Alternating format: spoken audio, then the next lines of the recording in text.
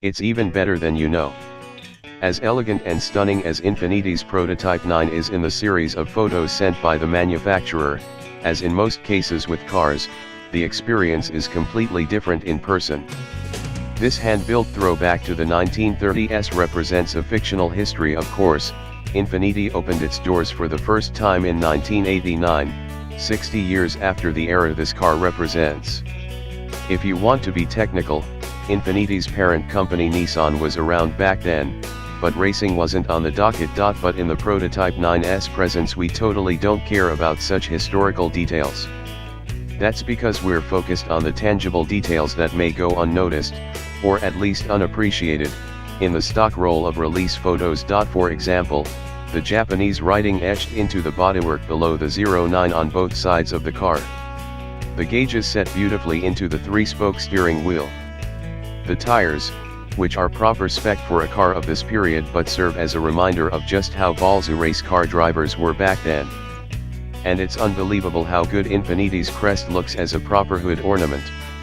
It's like it was designed to be there all along. It's the craftsmanship, however, that takes center stage. Infiniti says the Prototype 9 was created through a combination of modern technology and handcrafted, traditional coach building methods. That kind of detail is less tangible, but it shows through in the prototype's many curves and sweeping body lines. Being a modern Japanese interpretation of a classic racer, the Prototype 9's all-electric powertrain is appropriate for the times. Should we ever be fortunate enough to have a go behind the wheel, we suspect we'd miss the snarl of a straight-six engine under that long hood, but that's one detail we'd be happy to overlook for such an opportunity.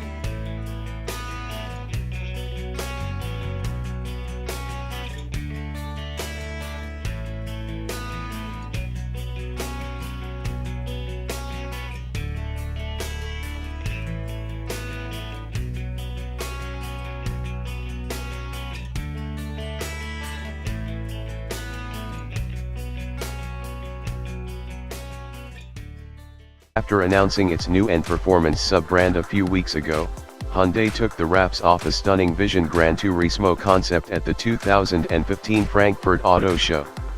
Called the Hyundai N2025 Vision Gran Turismo, the wild concept features a unique hydrogen fuel cell system, with a combined total output of 872 HP.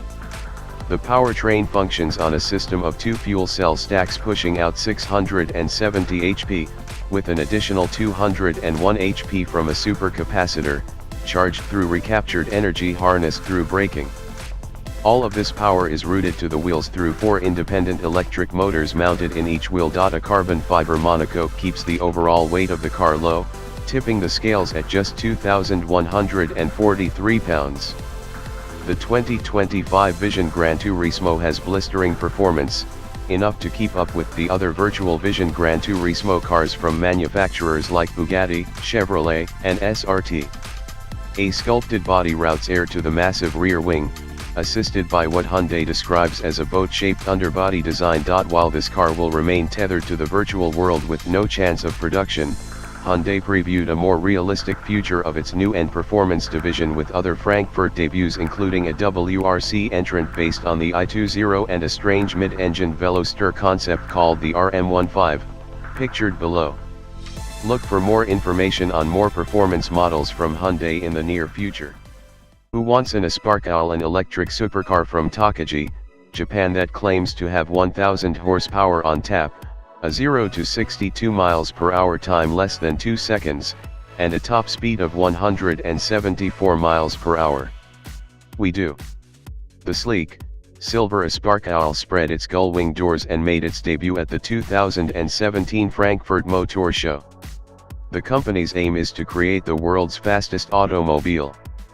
It sports a pointy beak-like hood with bird of prey LED headlights, silver wheels, a big ass wing, and a creamy white interior with bucket seats. The owl's cowl is made mostly out of carbon fiber, and Top Gear reports that the powertrain consists of a pair of 40 kilowatts motors that offer 429 HP and 563 lb-ft of torque.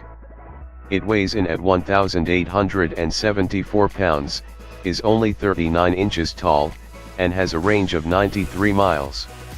According to Aspark's Japanese website, the company allegedly builds medical robots and started developing electric vehicles in 2014. G-Gazine posted a few acceleration testing videos of the EV in action to YouTube earlier this year that look like scenes straight out of Buckaroo Banzai. The test was conducted with a stripped-down prototype with a pipe frame in a parking lot, a far cry from the concept that can be seen at this year's Frankfurt Auto Show. Still, it looks like a real hoot to drive, and we hope they can actually make this bird fly. Apparently it can be good to be bad. In the case of the upcoming James Bond movie Spectre, being evil means you'll have James Bond chasing you in his Aston Martin DB10. That's the bad news. The upside is that you'll be driving a Jaguar CX75.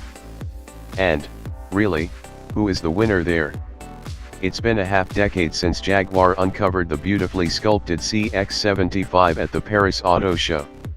Inside the carbon fiber chassis was a unique drivetrain, an electric hybrid meant to give a 200 miles per hour top speed and a projected sub-3 second 0 to 60 time. Remember the original concept, which used two tiny gas turbine engines to recharge the batteries. The promised production version was somewhat more conventional, but plans for the proposed $251 million plus supercars were scuppered in late 2012. Now CX75 is backed by a Spectre in the hands of bad guy Hinks, aka David Bautista, rushing through the moonlit streets of Rome, dueling with Daniel Craig, aka James Bond. We suspect what's under the skin now is much more conventional, created for the movie by the automaker's Special Vehicle Operations working with Williams Advanced Engineering, the branch of the Williams F1 team that was involved with the original CX75. While Hinks's CX75 is finished in a coppery color, the other evil guy's vehicles are painted in the appropriate black. There are two from Land Rover, a decidedly menacing Defender hiked up on 37-inch wheels, and a low-slung Range Rover Sport SVR. This will be a swan song for the Defender's long career, and it looks so aggressive it would seem to be departing with a chip on its shoulder. But isn't that what makes bad guys into bad guys? So come the November release of Spectre, will you be cheering for good guy Bond in the Aston Martin or the evil Hinks in the Jaguar? Considering the tone of some of Jag's "It's Good to Be Bad" advertising, they seem to think you should sing praises for the villain. Just don't tell your mother.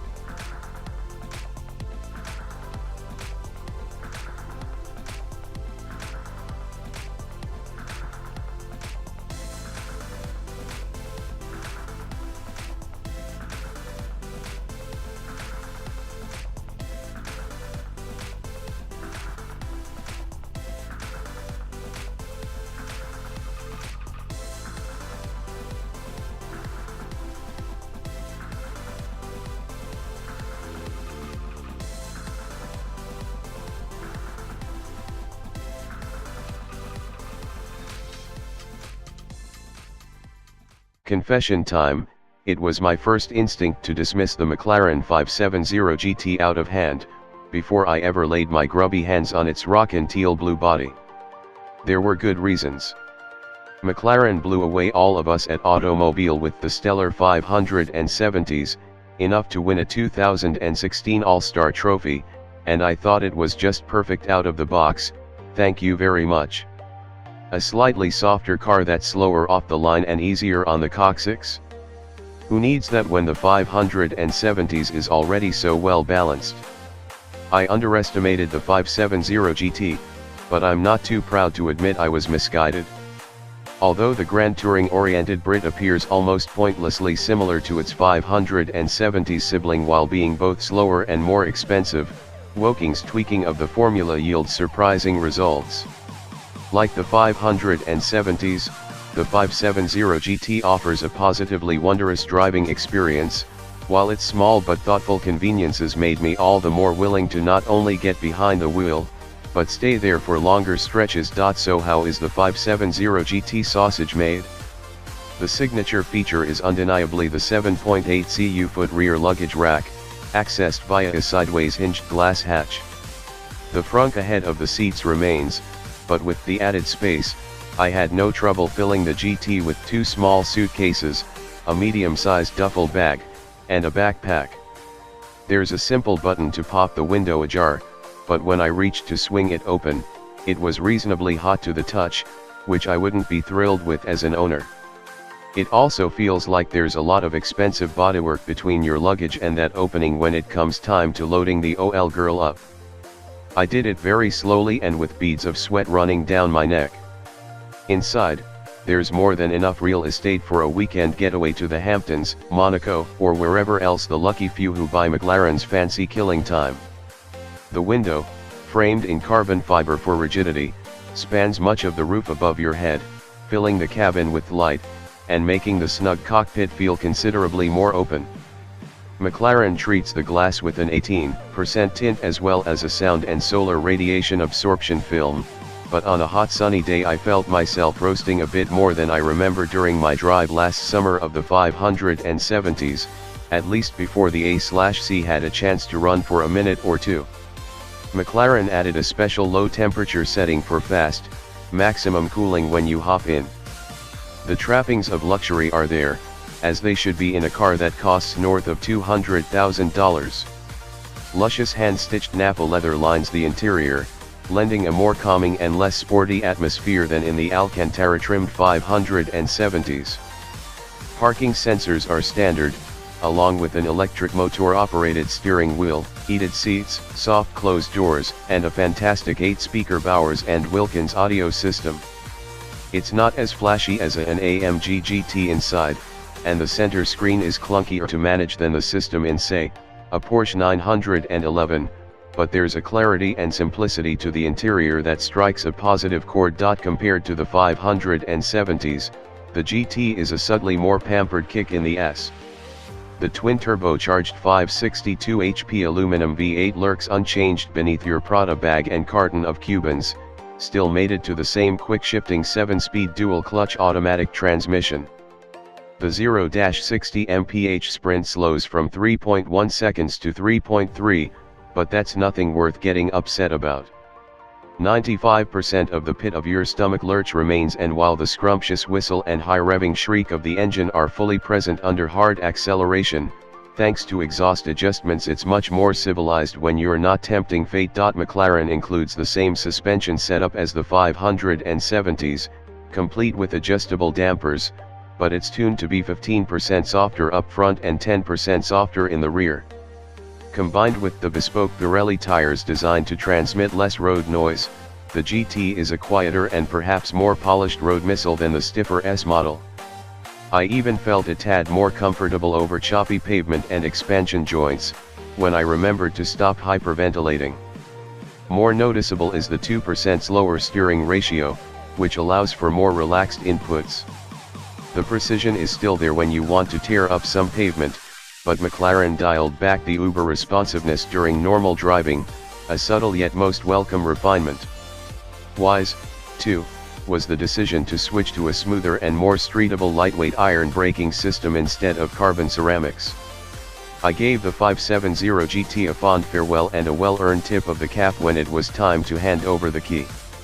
It's still one hell of an exotic sports car that quickens my heart in a way that the Audi R8 doesn't, and with looks that the by now unremarkable Porsche 911 Turbo must envy. And while the 570 GT in no way diminishes my devotion to the stupendous 570s, a week behind the wheel was a learning experience. When McLaren can make a car that's every bit as emotional and thrilling, but will make drivers want to spend even more time behind the wheel and on weekend getaways, I can't chalk that up as anything other than a win.